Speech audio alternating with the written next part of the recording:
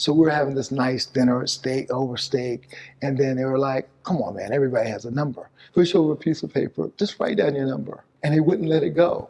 So I finally, on the paper, wrote down what it would take for me to work for them. I wrote down $1 million, right? And then I slid it back to them. They're looking at me and they looked at the paper, $1 million, and then they looked at each other and they laughed. And I didn't, right? I didn't laugh. And then they were like, and then they became my enemy, right? And I just wanted to beat them. That's all I thought about every single day. My graduates from my school being Forbes, bag drop. Bag drop. A mic drop, bag drop. Bag drop.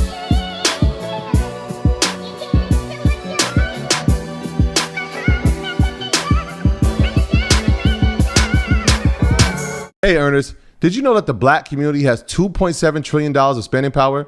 Are you ready to see what you can do when you combine and recirculate our resources to expand the pool of black excellence? I know I'm ready, and that's why we've partnered with Greenwood, the in-demand black-owned digital banking platform. Greenwood's namesake was founded in 1906, built from the brilliance of black dreamers looking to create a self-sufficient community in the Greenwood district of Tulsa, Oklahoma, aka Black Wall Street.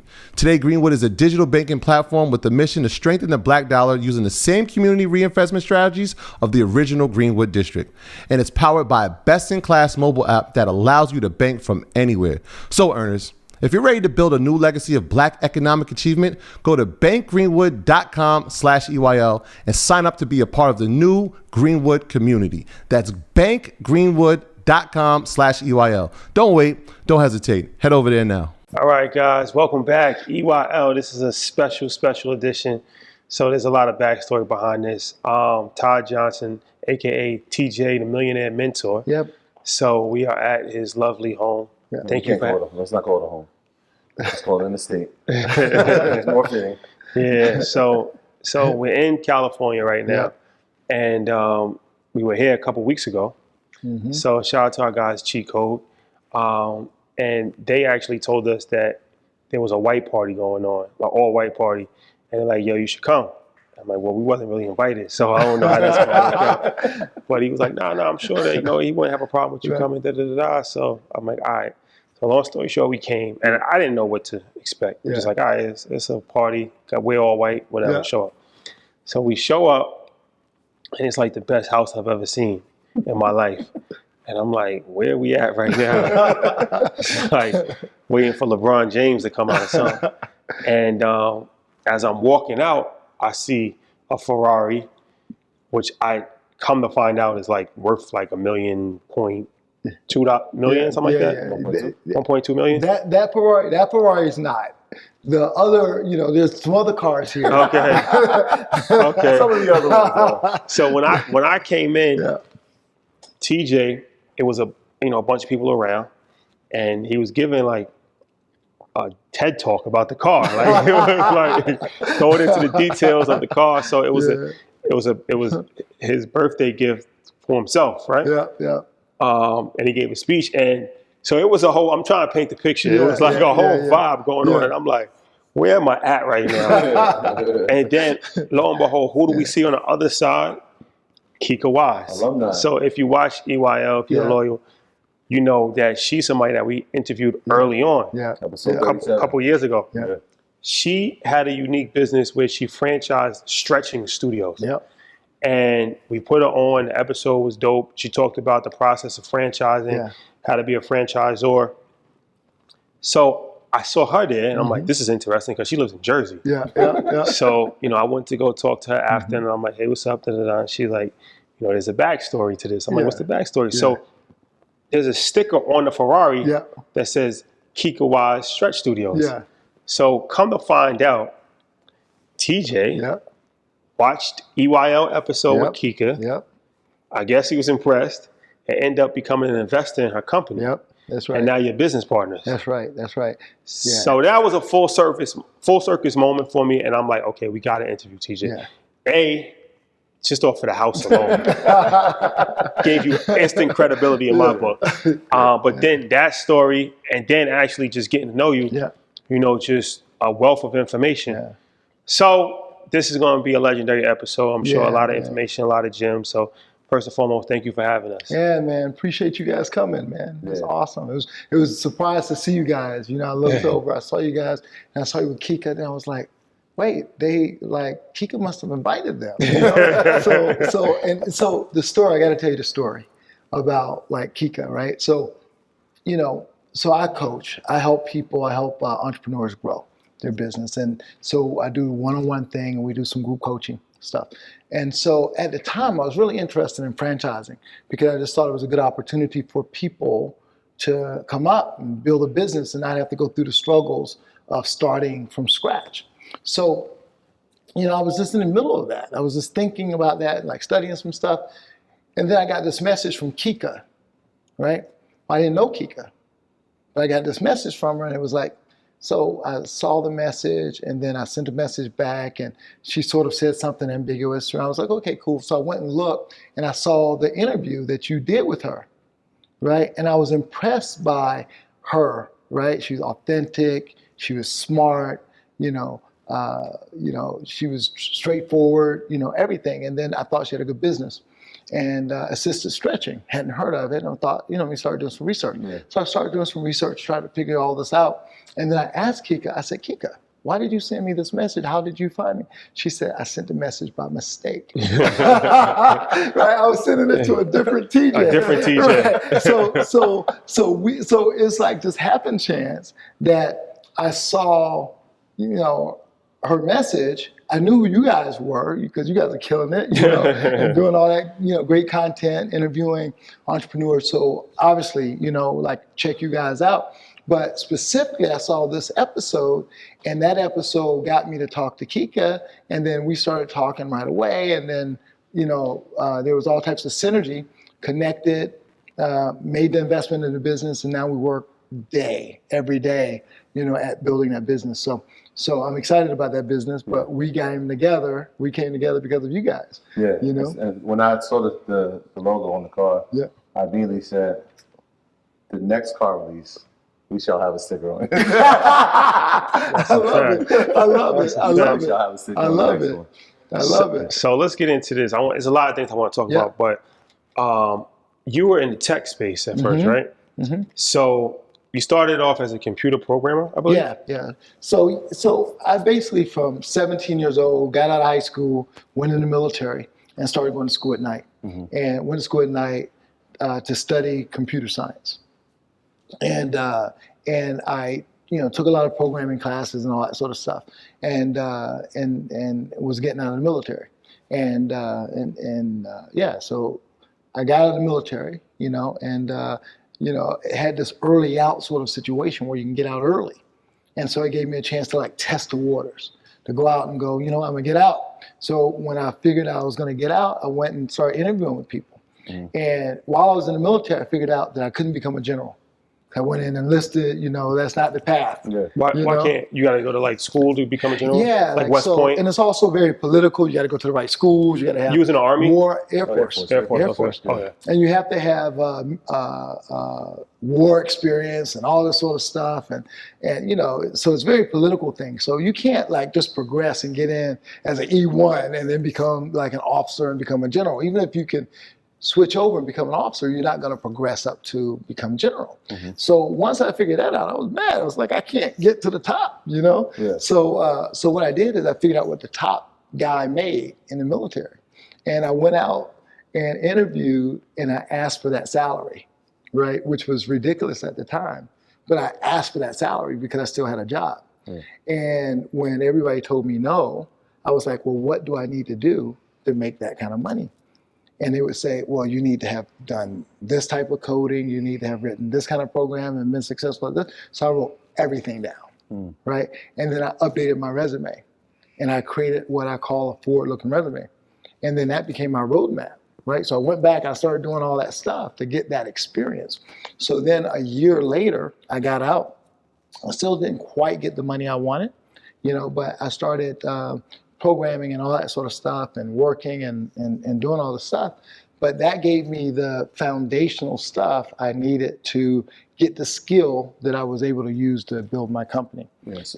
So at that point, you're just finding the skills, listing them, skills, and then knocking them off. I'm Right, gonna take the that's skill. it. I'm just because I read at what point you started building computers yourself. Yeah. Which is not a Right. typical thing for people to do. So back in the day, it was, so at what time period is this? Is this late 90s or like when is this? That you're building? So it was like, so I got out of the military in like 91, 92. So what was the top guy in the military making at that point in time? Like $86,000 a year. That's how much they was making? Yeah, that's but crazy. they made a whole lot of got a lot of benefits, but that's what they made. Yeah. So I was like 86,000, 89. It was like 86 or 89. So when I got out, I was like, that's what I want to make, And people thought I was crazy, for asking for that. But it taught me a lot because, to ask for it didn't cost you anything to ask for it. Right. And then you can find out what you need to do to get there. People are going to tell you, no, you don't qualify. Well, you can't stop there. If I don't qualify now, what does it take for me to qualify? And so that was a huge key to me having a path to getting the skills that I need to build, because that was really important to me, is building skills. Because if I built skills, it didn't matter what kind of job I had. If I built skills, then I was going to be safe. I was going to be good. Where did that level of ambition come from? Is that something that was taught to you? You watched somebody, like maybe your parents or somebody that just instilled that in you? Where did that come from? I think my mom always was ambitious from a standpoint of, you're supposed to win. You're supposed to be successful. You're supposed to win, even though she wasn't necessarily all that commercially successful. Right, she was 14 years old when she got pregnant with me, and my dad. I remember meeting my dad on the street. My dad was his passion was boxing, so he's a professional boxer, but not a successful boxer. So not being a successful boxer, you don't make a lot of money. But I think just the environment that I grew up in, it was a lot of in the South. I grew up in the South, and there was a lot of racism during the time that I grew up. And for me, I just wanted to beat everybody around me that said I couldn't do it, So, so the white kids, I wanted to beat them. I mean, that was the bottom line. I wanted to beat them. And so I think that spurred my competitive spirit. And the fact that my mom, we kind of grew up together, right? She's 14, so we kind of grew up together a little bit, and wanting to help her out and make sure her life was easier, so that also spurred ambition in me, I think. Where in the South did you go? Columbia, South Carolina. Columbia, South Carolina? Yeah. So, all right. So you learn computer skills. You become a computer programmer. Yep.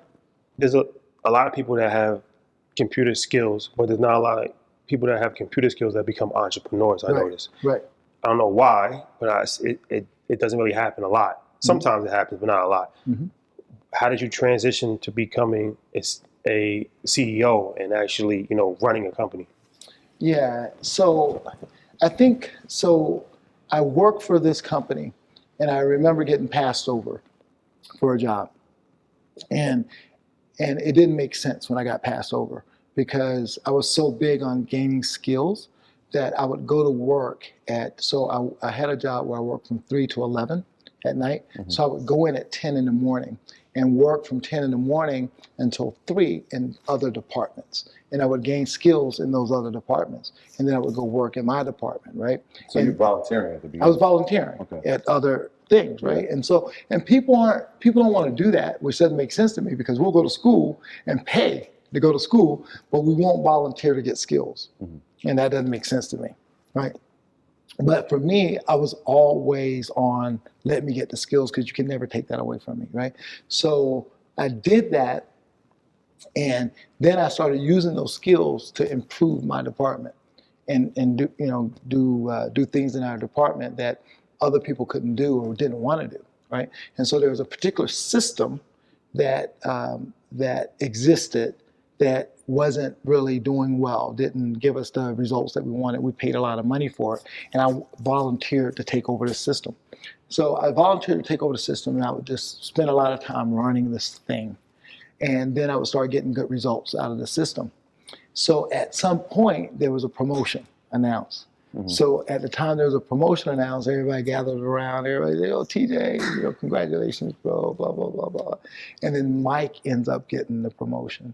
I was devastated, right? And everybody's like, when the promotion was announced, it was like, oh, that kind of a thing, Yeah. And so at that time I was like, man, I was like disappointed. So I called my mentor, told him, he laughed at me, right? He was like, well, sounds like it's time for you to go, And so he started putting my name out in different places. And when he did that, I started getting calls, And so I got a call from what we call the Beltway Bandit around DC, right, where it was a government contractor kind of thing. Yeah. And it was kind of a sweatshop. You go, you work all these stupid hours. And then I got a job at, I think, Fannie Mae or Freddie Mac or something like that, a really good, solid company where you had sort of a 9 to 5, you go work and, you do your thing. So I went and worked at the sweatshop and I wanted to compete with those guys. So I worked at the sweatshop, worked all these hours. And as a result of doing that, I learned to be very competitive in this particular tool. And with that, the company went in a different direction with their tools. They got sold to Wang, and I ended up going off and building a company supporting that tool. So that's how I started, was based on my knowledge of this one particular technology. And I just leveraged that to say, hey, look, let me help you do this. And I think the biggest thing that I did that was a benefit was I didn't become like, a lot of times people start a business, right? And they think because they're getting paid as an independent contractor, they're in business for themselves. And that's not what I did. What I did is I would go in, I would start a business and I would say, I got these other people that can help me do, that do this work, even though I only had one other person that I would hire, to do this stuff. So I didn't get caught up in doing the work all the time. I would always hire someone and teach them to do the work, and that helped me build a business as opposed to just being an independent contractor. So let's talk about that for a little bit. So you really were an independent contractor, but you was contracting somebody else. Yeah. So instead of you actually doing the work, you would take less money to hire somebody else. Absolutely. And that the theory is just free up your time and allows you to grow the business. Absolutely. And you're training that person the skills. I would train that person. And even though it was a very proprietary thing, and that person had no skills, and I was better at that particular thing than this person, I would always tell the customer, this guy is the expert. He's really, really good, right? So he would come alongside me, smile and grin, and then we would go back to the hotel at night, and then I'd be doing the work and showing him how to do it. And I did that onesie twosies, and then we got some momentum going, and I could hire more people. Yeah, this is a prime example of one of the things I've heard you say before about smart work and hard work. Yeah.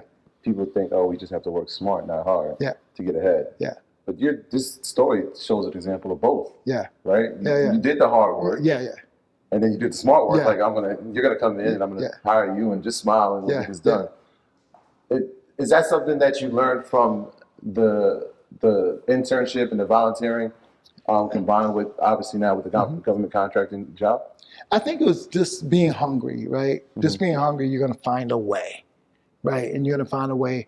And for me, it was, like first there's safety, right? Let me make sure I have the skills that's going to take care of me no matter what happens, right? So that was part of it. And then you want to be successful. You don't know what that means, but it means that you had to make a lot of money. If you make a lot of money, then everything else will take care of itself. And so when people say work smart, not hard, I believe that you got to do both. I don't believe that I think all the people that are grinding, like killing it, they're doing both. They're working really, really hard and they're working smart, So I don't think it's an either or. But I don't know where I learned it from. I think it's just a matter of just wanting to be successful and wanting to win. And so it's kind of like you build a game plan to win, right? So what's the game plan to win? You build it way up here. And you know that you're going to be able to beat this guy if you overbuild the plan. You know what I mean? So I think that's what I did. So when did it really start to scale for you, the tech business? The technology business? Yeah. The technology business, Early on, it was to be one person, two people, three people, and I didn't even get paid, right, for a long time because I would always be hiring because you was paying someone. them. And just for clarity, so this was actually like computer programming. You were like, companies would pay you to help with their infrastructure. Yeah, system computer integration stuff. Okay. Yeah, so we modify system and integrate it, right? So it would be really big companies. I think my first customer was like Nationwide Insurance. You know, big customer was Nationwide Insurance. I had some little customers before that, but I learned a lesson because with the little customers, I would work, but then I wouldn't invoice, you know, because that wasn't my strength. You know, doing the paperwork, I hated that. So I would work, do all this work, but I wouldn't invoice them. And then by the time I got to invoicing them, somebody's left the company. You know, they you know, I didn't have a good agreement in place. It's right? tricky. Yeah. You know that. You know, so I think my first big company was Nationwide Insurance, and then I brought on a couple people, and then. I forget who the second one was, but I would get little company, I would get these contracts and bring on people. And then I think once I got around, 8 people, 10 people, I was making like decent money, right? Because even way back then, you charge like $150 an hour for everyone. And then you would make sure everybody had a 6-figure salary. So that's $50, so you're still making $100, that kind of thing. So I think by the time I got to that point, I could hire more people, like salespeople and things like that.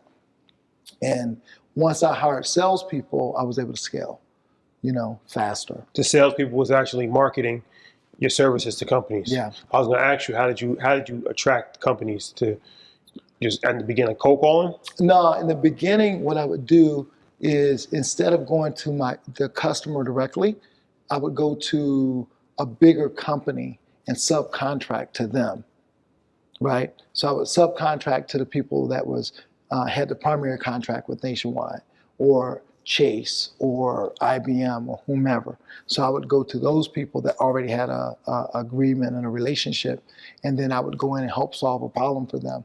And so it was easy because they needed people like us, they needed the technical skills. So I would go find those people. And then at some point, I began to market directly to the companies myself. So all right. So it's like Nationwide is using X, Y, and Z computer services to handle their tech. So instead of you going to Nationwide, you went to X, Y, and Z computer services and like, look, I can help you guys. Yep. And then learning their system, at some point in time, you do get a contact with Nationwide, which allows you to go directly to Nationwide at a certain point. Yeah, at some point you'd be able to go directly to Nationwide if your contract, if you had the non-competes and stuff, as long as you honor that stuff, or it gave you the ability to create revenue that allowed you to hire other people to go get other gigs. You know what I mean? Even if you didn't go back to Nationwide, you can go other places. So that was my strategy initially. Is like we were kind of invisible to everybody for a long time because we would go in and we would Price Waterhouse, we would have their card. Deloitte, we'd have their card. And we just I'd have a bunch of cards with my name on it. Because those were the people I was marketing to, because there was a lot fewer of them. And they already had that. So it was easy, right? Because I could go to you and be like, hey, look, you can help you make money, right? By bringing us in. There was a win for them. Yeah, so as you're scaling it and you got it to a point and now you're making money, I'm thinking now, when you started the business, was it in a vision like, I want to get it to this point and then perhaps move on from it and create another one? So what was that point, and was that the initial thought when you started it? Not so. When I initially started my business, at some point when I started my business, I had this weird conversation with someone, right? It was this company that wanted me to come work for them.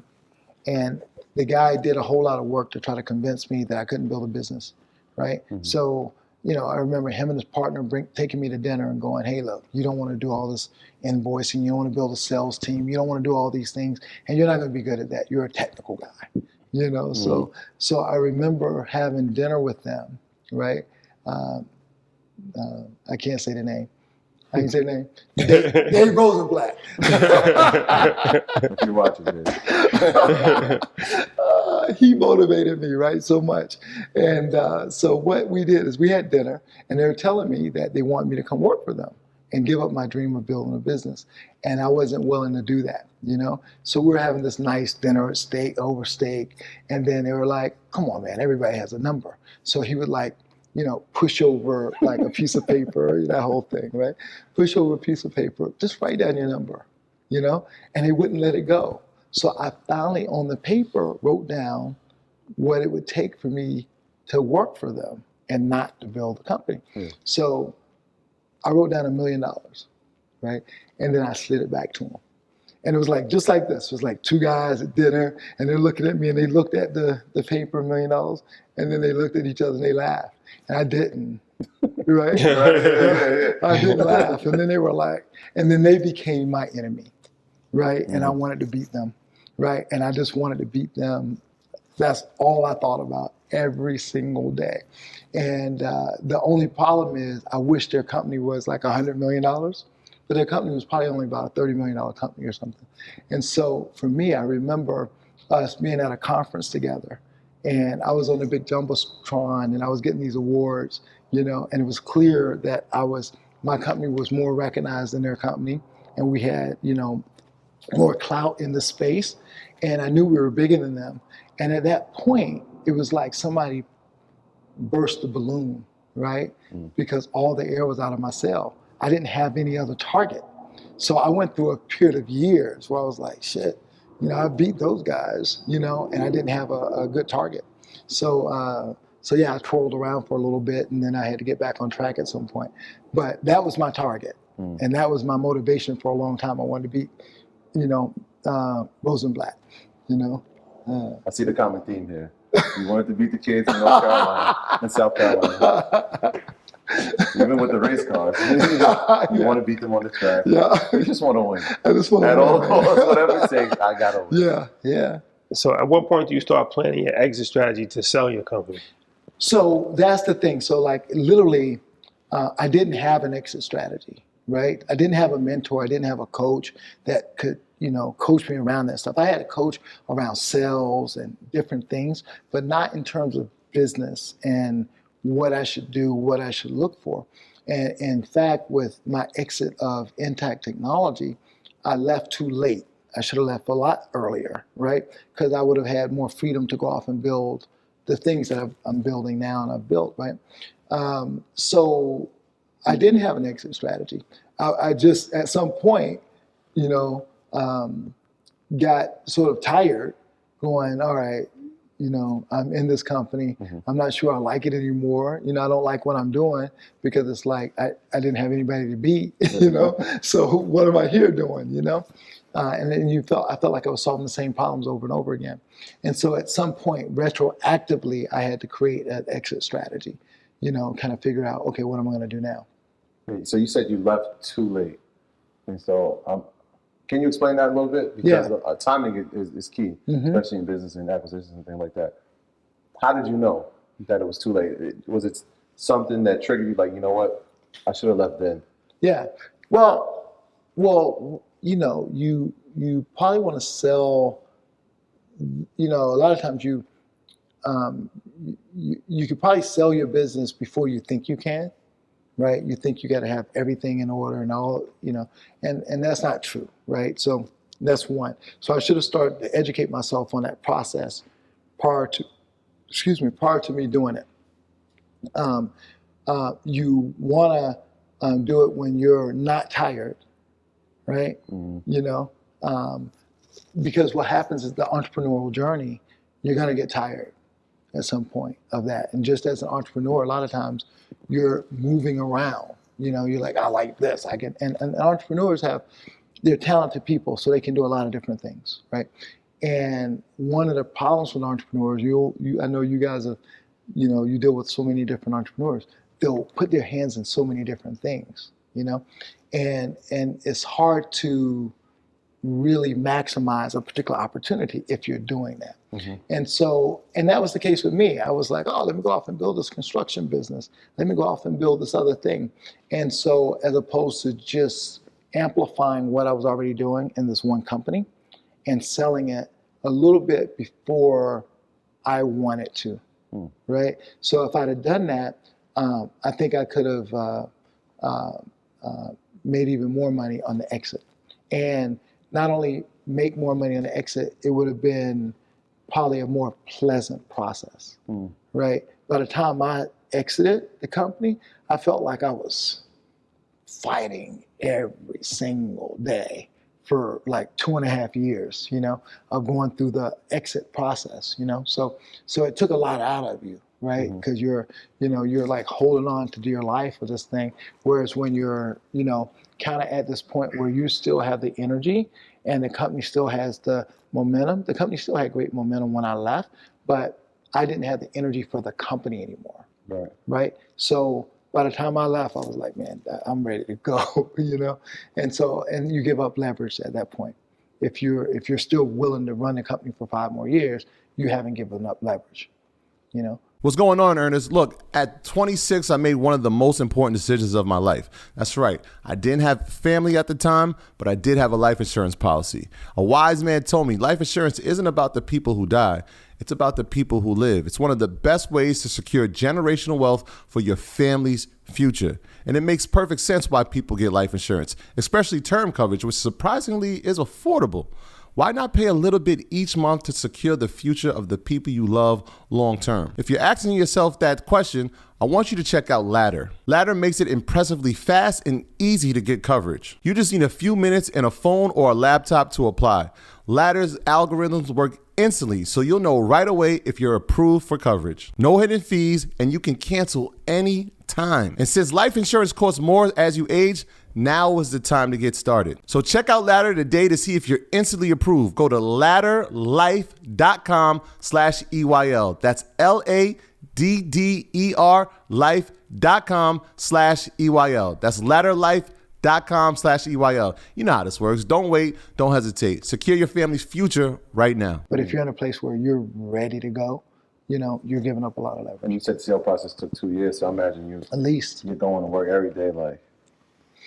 Well, for me, I moved to the Dominican Republic, and I would go back and forth from D.C. and the Dominican Republic. Yeah. And I invest in a hotel, built a restaurant. I started collecting property and stuff like that, and doing other things. And I installed a president and a chief operating officer and all those things. So it was for the last at least 7 years of my tenure at Intact.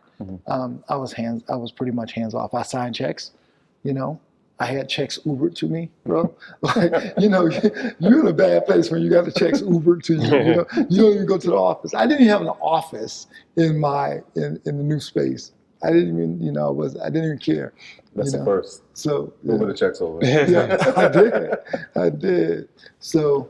Yeah, so I think the lesson for me now is I know the entrepreneurial journey a little bit more because I've gone from founder to exit.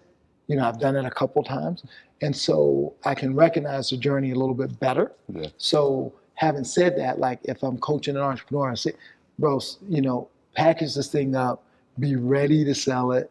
Get some realistic numbers. When I say realistic is a bad word when you talk to entrepreneurs, but understand the value of your business and what causes the value to go up and down, So as far as selling a business, we've been getting educated. It's like depending on what industry you are, the EBITDA, multiples of that. But tech, they said, is like multiples go through the roof for tech. It can, yeah. It can, it depends. Like in my space, if you have like privileged contracts or government contracts or contracts that are hard to get, or you have proprietary software, things, so there are certain things that causes that multiple to go up. And, as an entrepreneur, a lot of times we're just what are we trying to do? We're trying to make the math work. We're trying to make all the stuff work and there's something left over at the bottom. And we're trying to make that number bigger. And whereas if we were also focused on the multiple and what causes that multiple to go up and the EBITDA and all that sort of stuff. But there's so much we don't know about selling a business and how to sell a business and how to prepare for it, that it impacts how we run the business, you know? So what's one thing that people should know as far as, you just said something that was profound, like it affects how we run the business? Because I'm assuming what you mean by that is like, if we knew what it takes to sell a business, we would be running businesses differently because we would be running it with the anticipation of selling it. Yeah. So what are some mistakes that people make because they're not thinking about selling it or they're just not prepared to sell it? Yeah, so there's a number of things, but like one of them is, just running your business, more efficiently so that you're looking at EBITDA. So like sometimes people have staff, on their team that's not helping them, right? So, let's just take a number, $100,000, right? But if your multiple is 10, that person cost you $1 million. So if that person's on your payroll when you're trying to sell your business, that's $1 million. You know what I mean? So, you're going to think about that, being wasteful in terms of the people on your team a little bit differently, So you have to be efficient. So sometimes it's like, I got this person on my payroll, I got this person on my payroll, but it's okay. It doesn't matter because they're close to me, they're family, I'm taking care of them. Yeah. But when you're selling your business, whatever that number is, times whatever that multiple is, that's what you're gonna miss, as an example. That's a really great example. Because I'm thinking now, especially if you're building a tech company and the valuation is maybe 20x, and that person's getting 100,000. So it's about just so now you got to convince somebody that person is really not necessary on your team, and you have to, that's something that you're going to deduct. Right. No. Just being more efficient. Yeah, that's one. Yeah, being more efficient. Also, the other thing is coming up with intellectual property that causes your multiple to go higher, right? Coming up with programs or systems or things that make it more. We have a supplement company, right? So and that's based on creating products that's science-based and so science and outcome-based, right? So we want to make sure that some of that stuff is proprietary, that somebody else can't just go do that, right? So having proprietary formulas and things like that is going to help our business sell more in terms of the multiple later. Because everybody can't do it. Everybody, you can't do it. How are you going to produce that? You can't produce it. You don't know what it is. It's a secret. It's special, kind of thing. So what was the journey after you sold your company? Well, when I sold my company, again, like I was already, mentally gone, from my company. And me and my business partner, JJ, we had already started another company at least 10 years earlier, And so, and that company was already making, in terms of revenue or income or bottom line, a lot of money, and so and a part of me was when I built the tech company, I was always concerned that because I was absentee, at the end, that something may happen, right? Something may happen and I lose the company or lose control or something like that. So I was then hell bent on building another company that replaced this income. So by the time I sold that company, right, I was prepared to not get anything from it because we were already making so much money in the other businesses that we built. And so it was just, honestly, it was like, I think we had some FU conversations between me and my, the guys I ended up selling it to, We had a bunch of FU conversations.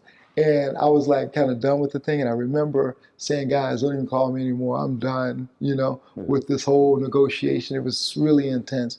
And I remember going to the airport and saying, I don't even care. I'll just run this thing, whatever, right? And I remember getting this text and said X amount had been wired to my account. And I think, this whole big release, it was like, whew. And I think I just cried, I think I cried, man. I was like, this is like crazy. It was so cool. I hadn't signed anything, but they knew I was so done because of the FU conversations that we began to have, that they were like, let's get this man his money. Yeah, because he might blow this whole thing up. And I had the leverage to blow the whole thing up because, we were making $2 million a month in another company, so that was good, I was okay. Yeah. So you were ready to walk away because you already had. Yeah, I had leverage, right? Yeah. And so a part of the process was I had lost leverage because I wasn't seeing our customers. I wasn't in front of our employees, most of the employees. I wasn't in front of anybody anymore and didn't want to be. So I had lost leverage, right? And the folks that were buying the company knew that. And so we went through this whole hell process of the, selling the company. And at some point I had to go, you know what? I actually don't need it, I'll still be good. It would be nice to never have to think about working again, but I'm okay, And so so you got to keep leverage, in terms of business, right? And So after you look at the wire, and it's tears of joy because of what's been lifted off your shoulders. Is the move now, you know what, I have a business with my partner, let's double down and just try to make this thing grow, or let's be innovative and create something else again? I think I took a little bit of a, some mental break, right? And then it was like, I think I started going, I should do Shark Tank, TJ Sal, and start looking for companies to buy and invest in and things like that. And so, and a lot of, I do spend time doing that, and I say no more often than I don't. Kika is an example where I didn't say no, right? But, I looked at a deal just yesterday, day before. That's a really interesting deal, but I'm careful because I got to make sure that my team can support whatever I say. Guys, let's take this on and do it. So the marketing team, the guys that write content or write copy, the guys that write, that do the content, the guys that do the email marketing, the guys that strategy, all that stuff. I got to make sure that we are on point and can do the work. If I want to make the investment, right?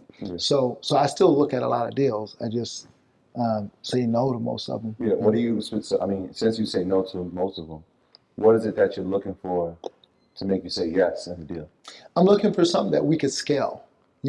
Something that like with Kika, we were able to put together a plan and go. We can make this a 9-figure, thing, right? We can make this a 9-figure business.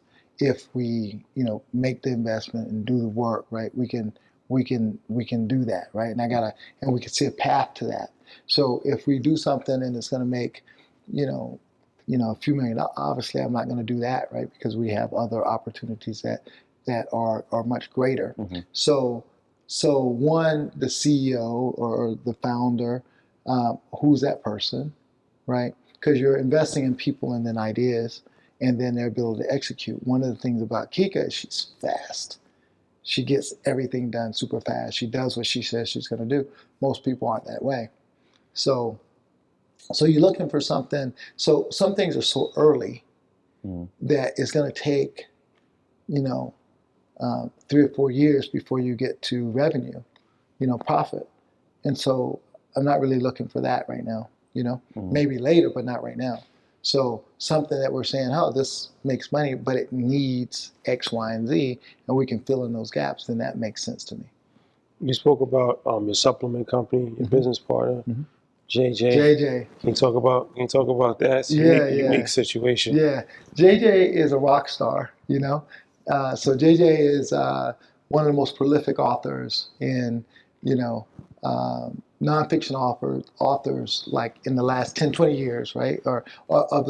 She's the top 10 or 20 authors in the last 10 years. We're going to go with 10 because otherwise she'll start throwing things at me. Right? So in fact, we just did a whole auction last week with JJ, and so it's like speed dating, right? So we go off and we talk to all these publishers, and the nice thing is like right now for publishing, there's been better times for publishing in terms of advances and stuff, but we did this whole speed dating thing, and it's really cool because when you're sitting next to JJ and you're doing it, they're pitching you. You're not pitching them, you know? And so just today, we got a pretty big offer for one of her books to create a book. But she's the author of 10-Day Green Smoothie Cleanse, which has a cult following. Sold millions and millions of books in at least 21 different countries. It was on the New York Times list for 54 weeks in a row. She's on Dr. Oz a lot, and she's we call her the Michael Jordan of execution because she just gets stuff done, so she's it's funny. She's my ex-wife, she's my best friend, she's my business partner, and so it's a weird combination of those things, So obviously JJ is part of the team. And you spoke about you said you had to go over if the team would be able to execute the vision of your investment. Who are these team members? How many people make up the team, and what are some of the roles that you have? So we have a couple content guys that are like people that do video, photos, social media stuff. We have a sales guy, a person that does cold calling and that kind of thing. We have a person that does email marketing. We have two people that do that kind of thing for different brands. We have people that do graphic stuff and put that stuff together. We have the strategy guys. We have ad buyers. I'm sure I'm missing some folks, but yeah. We have a support group in the Dominican Republic. So for any of our products, whenever someone buys something from us, they have an issue or whatever, we have a team of 4 people in the Dominican Republic that answers all their questions. We have, for the JJ Smith brand, we have a Facebook group of about 860,000 people. So we have 12 ambassadors that help answer every question in that group. So, so we have a number of people on our team that makes up our marketing team. So essentially that's what we are as a marketing team. We just have brands that sit on top of. Okay. So let's talk about this because like I said, it's interesting. You were married, you're not married, but you're still business partners. Yeah. How has that worked out, and can you talk about that dynamic? Because like I said, it's a very unique situation. Yeah, it is very unique, man. So JJ and I met at a job interview, Intact Technology, right? We met at a job interview so many years ago. She came in, I was like, damn, she's mine. You know what I'm saying? So we met, and I think she thought I was all right, And so we talked. I ended up like canceling all my meetings and stuff. So we just kept talking. And then after that, she says, look, are we going to date or are we going to work together? She was just straight up. I was like, we decided we were going to date. So she went and worked for Booz Allen. And she was working for Booz Allen. I think she must have worked there for a week or something. And so she's working for Booz Allen. They wanted her to go to England. She was in the Washington, D.C. area because she was coming down from New York back to the D.C. area. And they wanted her to go to England. And she was like, I don't think so. I met this dude. And so, by the way, when we met, I was helping her look for an apartment. Right? So I was helping her look for an apartment. I said, why am I helping you look for an apartment? Just move in with me. I think this was day one. This is day one, right? That's a card. Right. And so I remember she said, nope. So she quit this job. She didn't even tell me.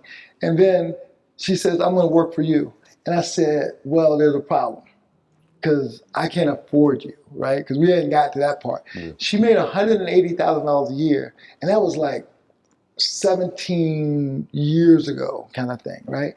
And I was like, I can't afford you, She said, I'll work for free. Oh, wow. What? You know, so that lasted about 2 weeks. Small woman. Because I had to tell her what to do, and me telling her what to do, she was going to have to get paid, you know. So yeah, I ended up paying her, and she ended up getting equity in the company. So when we exited, she also was paid, you know, from that exit. So it was a we thing. So she was worked in the company. She ran services, you know, all of that, like all the people that went out and did work and was billable. And at some point, she came to me, and so we were like hanging out for about 4 years, living together, and then we got married. And that lasted for about 2 days. You know, it lasted for about 8 months, I think. And then she, like, you know, came home. She's like, I'm moving, you know. So she moves about a mile away, and we continue to be friends and stuff, right? It's like she moved a mile away, like day before my birthday or something. Happy birthday. Right. And then a little bit later, she came to me and she said, look, I wrote this book. Right? So she got weird. I hadn't seen her for a while, but she was writing a book. So I came to her apartment. She had this book, a manuscript, and she gave it to me. And she said, read this. I said, what is it? She said, I wrote a book. I was like, you're not an author. She said, well, I am now. And then I said, okay, let me take it and I'll read it. She's like, no, this is the only copy. This is it. You got to read it. I'll read slow. So I'm like sitting there, and she's like, at one time. At one time, yeah. So I'm sitting there like reading. She's sitting there watching me as I read this thing. How long is this book? Right. And so after I read this book, so we go the whole time. I read this book, and then she says, "I need you to help me sell it." I said, "I don't know shit about selling a book." She said, "Well, you're the best businessman I know." So, you know, I knew you would say that. So she gave me a whole nother stack of things to read.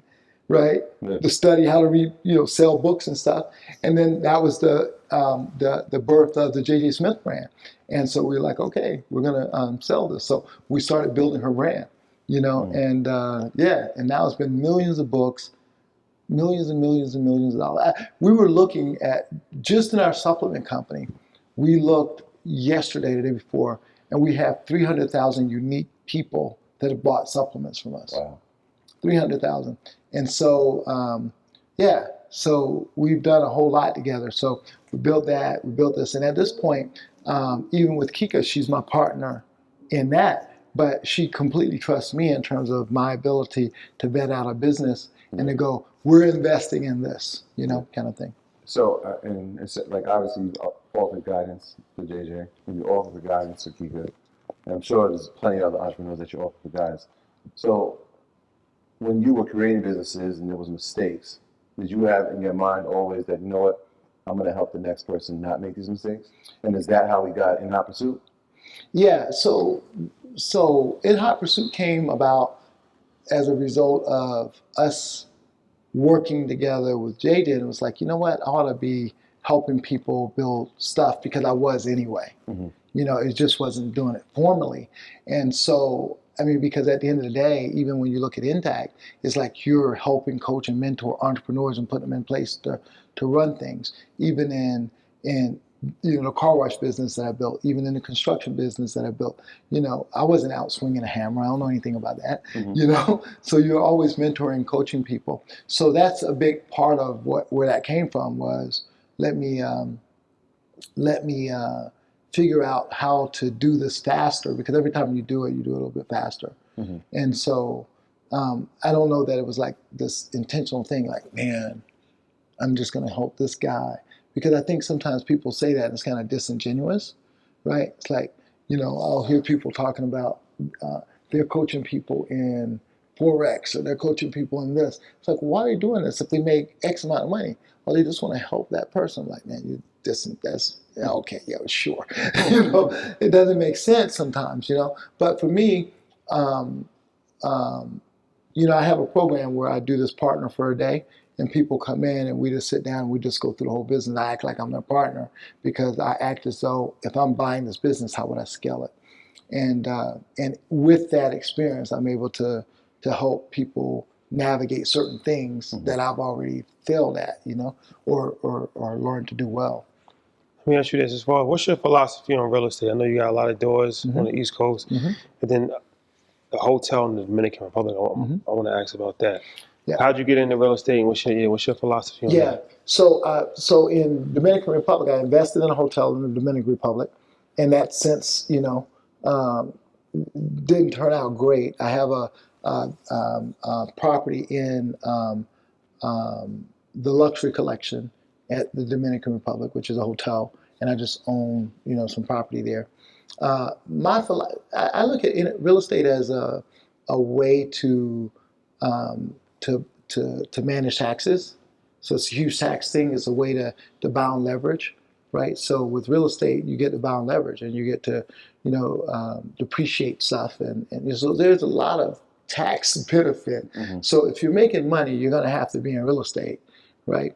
I think that I think you buy real estate as an asset, which means you use it to make money.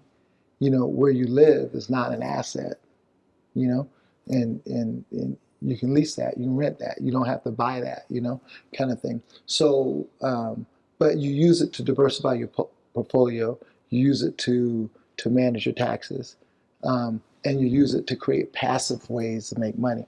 Now, there's a path that says people are like, I'm going to go out and I'm a real estate guy, and that's what I'm doing. I have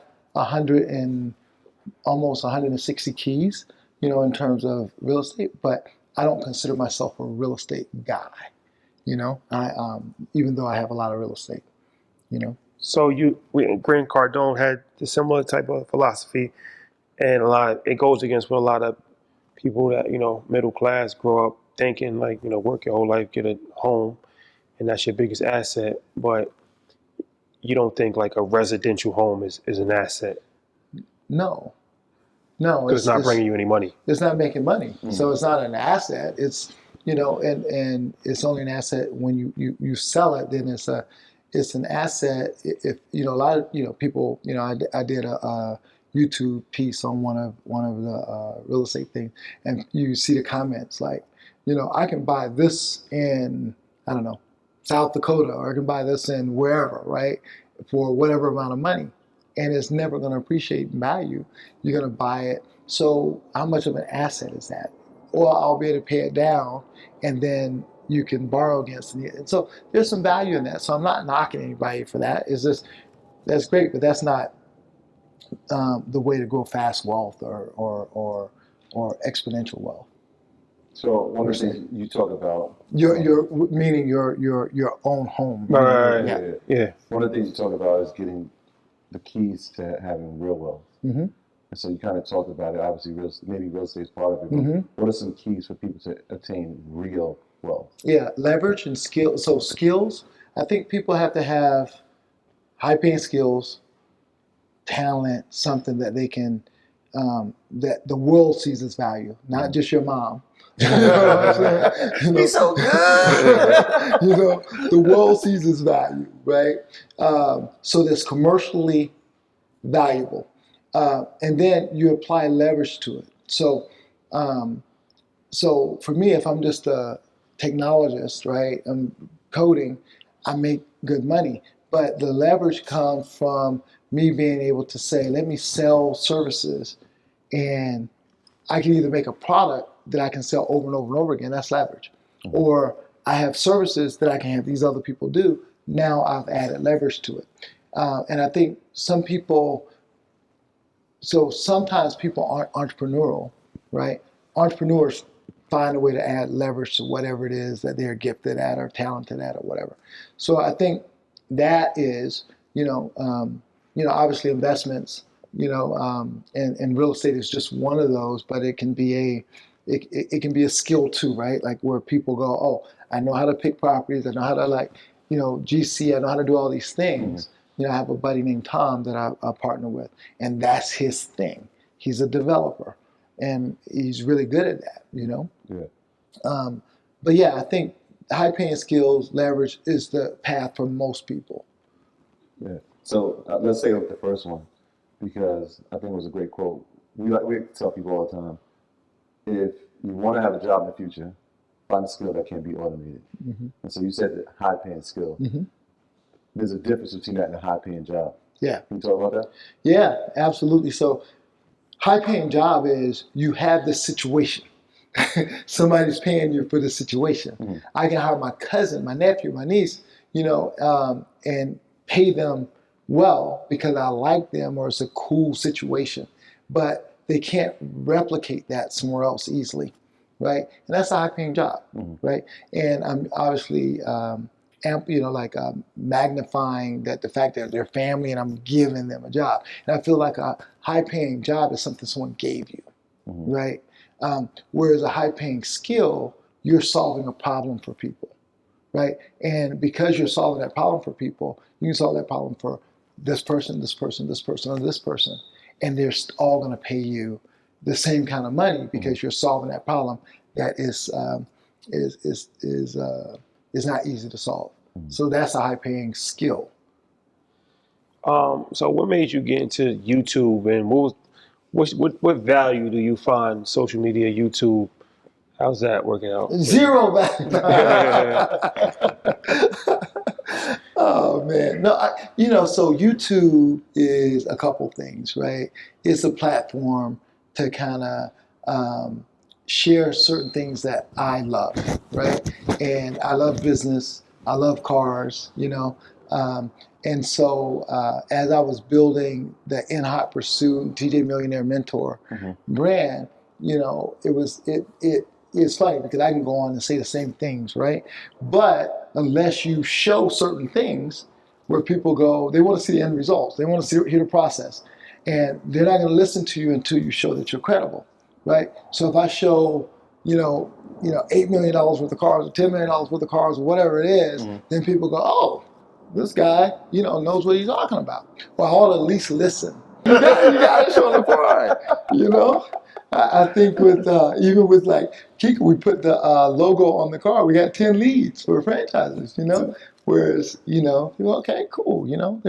There's some more credibility in this thing. But it was this thing that, hey, look, I'm passionate about cars. I'm passionate about racing and all that. So it was a way to share some of that, right? Otherwise, I keep it bottled up. And JJ was like, show your car, do this, do that. I was like, as opposed to getting up and just talking about it. The thing that's amazing about you guys is you guys do none of that. You get on, it's like, it's facts, it's business. Let's get down to talking about, hey, entrepreneur, what do you got to say? What do you got to teach? Yeah. Teach us, And so kudos to you guys because you guys don't have to have any of that sauce to do what you do. Yeah.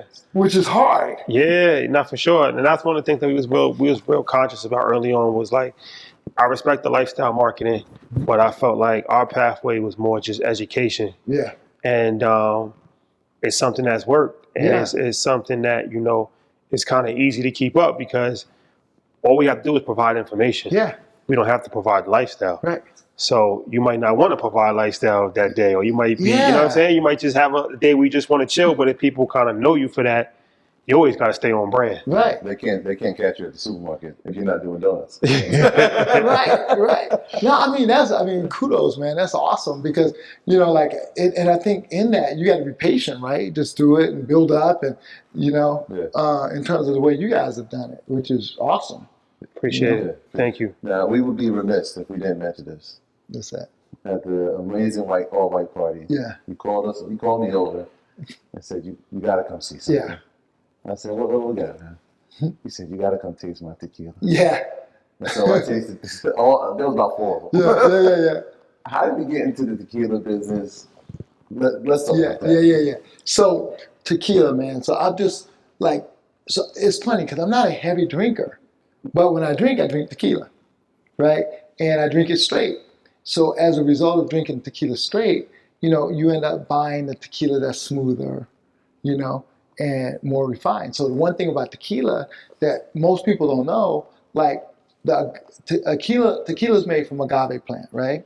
And so agave takes 4 to 7 years to mature before you can harvest it and make tequila. Even like white tequila that ain't, that might not be very refined or very smooth.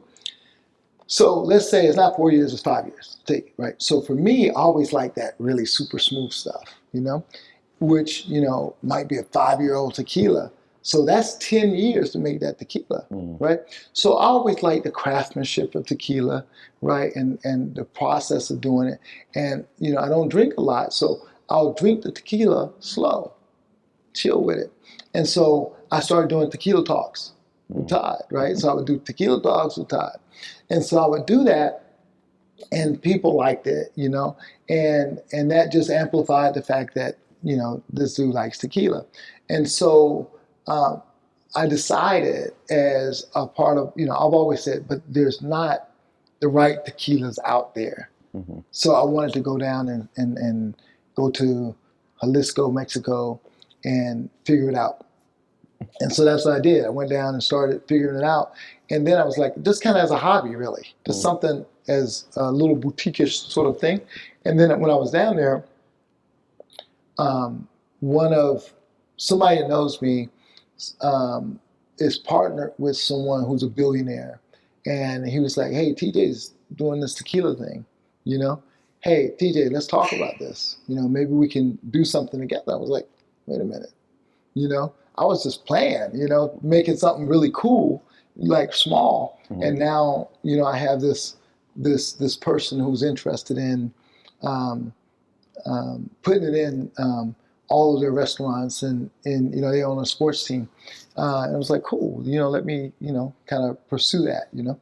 So that's how that started, you know, is really out of just a passion, a love for tequila, really good tequila though. You know, great tequila.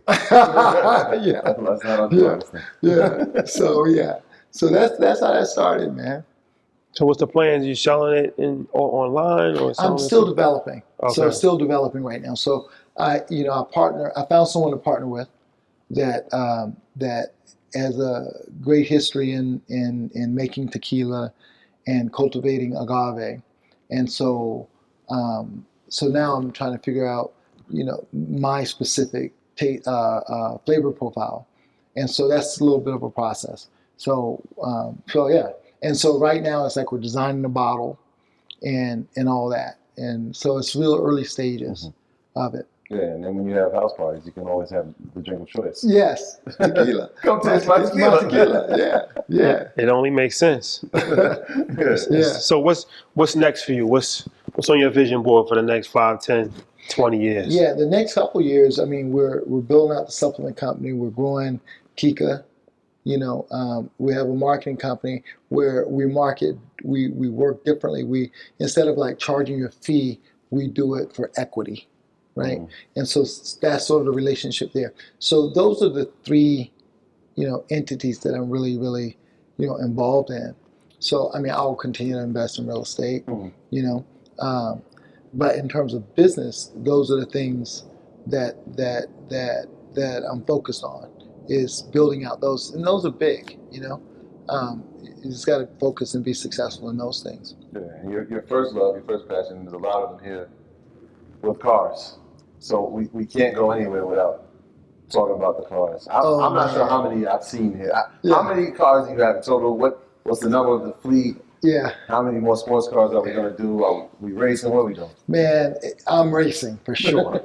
You know, I'm racing for sure. So I'm I'm participating in the Ferrari Challenge, and the Ferrari Challenge is, you know, it's what we call a spec series, which means all the cars are the same. So it's about talent, skill, you know, to win, because all the cars are the same. You know, they might look different in terms of livery, you know, what's on the car, but all the exhaust, the braking, the tires, all that's the same. So I'm doing that series, and I'm the only black guy in the Ferrari Challenge series. And so, you know, I'm excited about that, man. Yeah, thanks. Where's that race? That's on a track?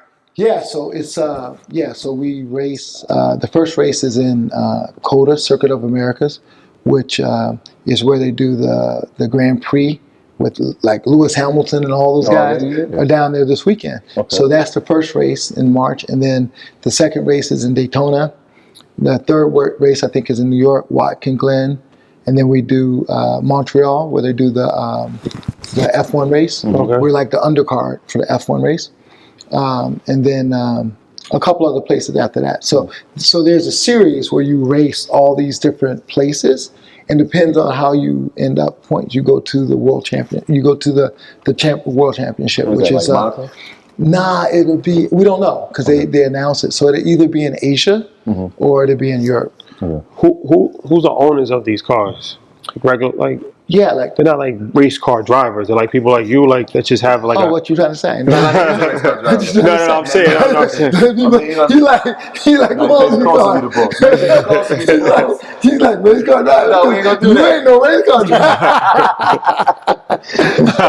No, but I'm saying like as far as like this is people that's like really passionate. Yeah, but they're like entrepreneurs, business people. Yeah, they're all business people, man. Because reality is, I mean, you could probably do the series, on the cheap side, about $600,000 a year or so. But it's going to cost, $1 million a year, $800 million a year. You have to pay. You have to pay. I have some sponsorship, like I have some sponsorship by. Ferrari, Rancho Mirage, they're paying, certain things. So got a little bit of sponsorship. Hey, y'all welcome to sponsor. We'll put that, right there, yeah. So, but let me ask you this. You're paying, that's a lot of money. The car's a lot of money. But how's the camaraderie? Networking, is it a great networking tool? It is. Last, like a couple weeks ago, I met a Rothschild.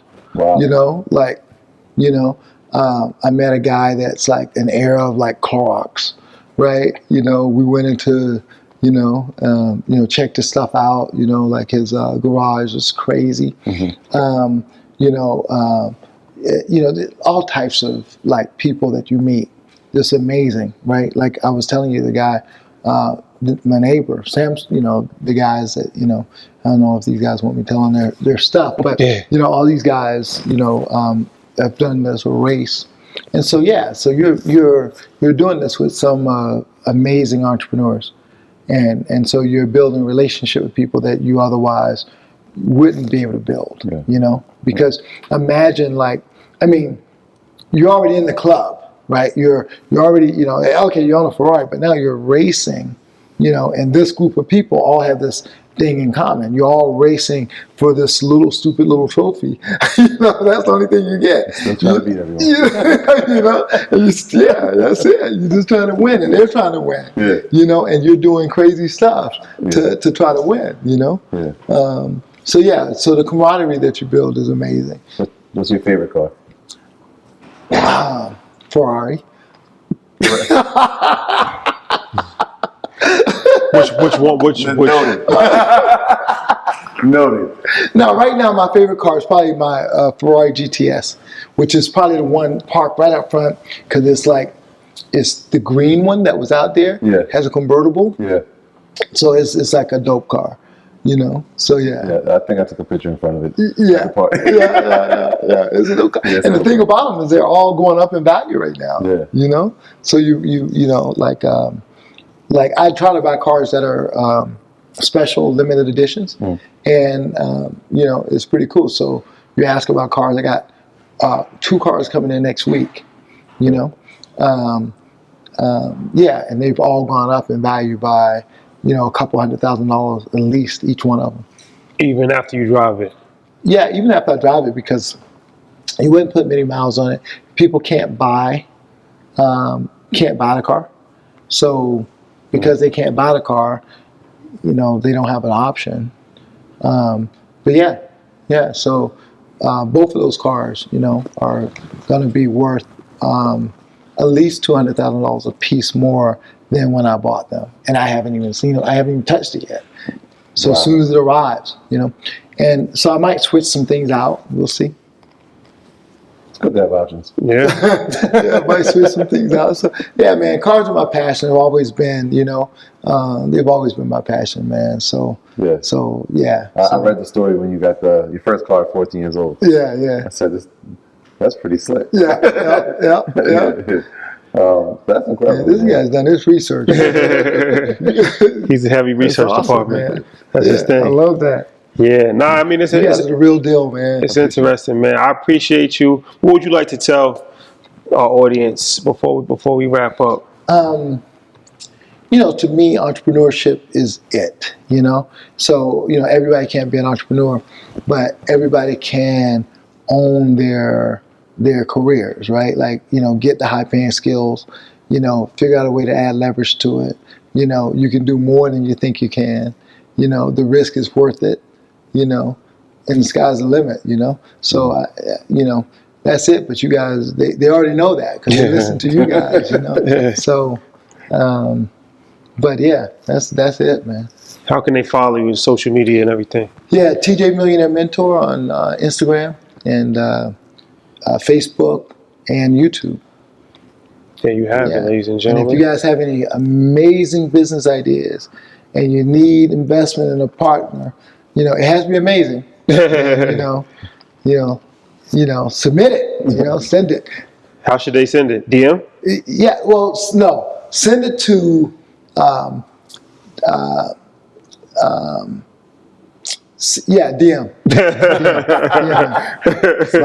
Because I see right now that